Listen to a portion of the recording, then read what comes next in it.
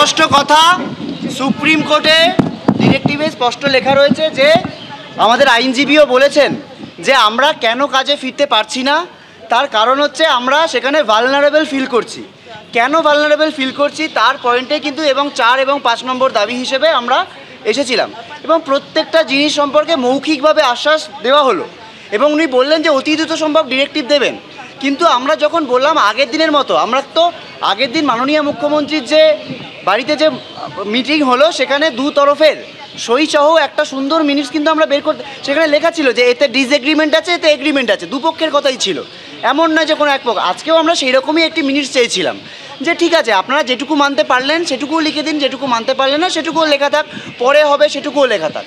যদিও মৌখিক সদিচ্ছা দেখা গেল, কিন্তু বিভিন্ন প্রশ্নে, সেটা থ্রেড কালচারের প্রশ্নে হোক, ওনারা মৌখিক আশ্বাস দিলেও সেই সম্পর্কে কোনো, এই যে আরডিআই ইলেকশন, স্টুডেন্টস ইউনিয়ন ইলেকশন বা ওভারঅল সেন্ট্রাল রেফারাল সিস্টেম যেটা রোগী পরিষেবার সাথে একদম যুক্ত, এই গোটাটা কিন্তু এই মিনিটসের মধ্যে শেষ অবধি এলো না।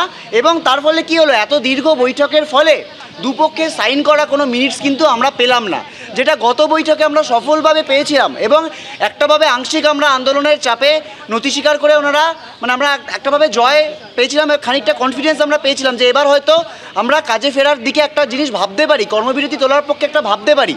এবং সুপ্রিম কোর্টের নির্দেশের পর আজকে এই মিটিং থেকেও আমাদের ধারণা ছিল যে এমন কিছু ডিরেক্টিভ আসবে, এমন একটা মিনিটস আসবে যে আজকেই হয়তো গভর্নমেন্ট অর্ডার লাগবে না, এরকম আমরা জানি যে প্রশাসনিক অর্ডার, যে আজকেই একটা অর্ডার চলে আসবে, কালকেই একটা অর্ডার চলে আসবে, এরকম হয় না। কিন্তু অন্তত মিনিটে যদি সেটার গোটাটা একটা ডিসকাশন থাকতো, তাহলে আমরা এবং আমাদের সাথে যে জুনিয়র ডাক্তাররা রাস্তায় রাত জাগছেন, কর্মবিরতি রয়েছেন, তারা অন্তত এইটুকু ভরসার জায়গায় থাকবেন। কেননা ভিডিও স্ট্রিমিং তো আমরা করতে পারিনি, সবার সামনে তো আলোচনা হয়নি। যদি অন্তত মিনিটসে থাকতো উল্লেখ, তাহলে সবার একটা ধারণা থাকতো যে এই জিনিসগুলো সম্পর্কে মৌখিক আশ্বাসটুকু অন্তত আমরা পেয়েছি, তাহলে আমরা বাকিদের একটাভাবে বলতে পারতাম যে ঠিক আছে খানিকটা হলেও কনফিডেন্স আমরা পাচ্ছি। কিন্তু শেষে এইভাবে মিনিটসটুকু যে পাওয়া গেল না, এতে কিন্তু আমরা অত্যন্ত মানে একটাভাবে হতাশ হলাম এবং একটাভাবে একটা যে আস্থার পরিবেশ তৈরি হচ্ছিল সেটা নষ্ট হলো। কিন্তু তারপরেও আমরা কিন্তু আশাবাদী যে আজকে যে মৌখিক আশ্বাসটুকু আমরা কিন্তু আমাদের ড্রাফট ফর্মুলেট করে মেল পাঠাবো এবং অতি দ্রুত যে তারা ডিরেক্টিভ পাঠাবেন বলেছেন তার দিকে আমরা মানে অপেক্ষা করব। কিন্তু সেই অপেক্ষা করা অবধি আমাদের যেরকমভাবে আন্দোলন যে ফর্মে চলছিল, সেটা অবস্থান বিক্ষোভ হতে পারে, কর্মবিরতি হতে পারে, সেই ফর্মেই চলবে। ডিরেক্টিভ আসার তারপর আমরা ভবিষ্যৎ কর্মসূচির বা রূপরেখা নিয়ে বিবেচনা করব। ধন্যবাদ। চতুর্থ দফার যে রেফারেন্স সিস্টেম ছিল সেটার মিনিটসে কোনো প্রতিফলন নেই বলছো, আর পঞ্চম দফার না এরকম আমরা বহু জিনিস নিয়ে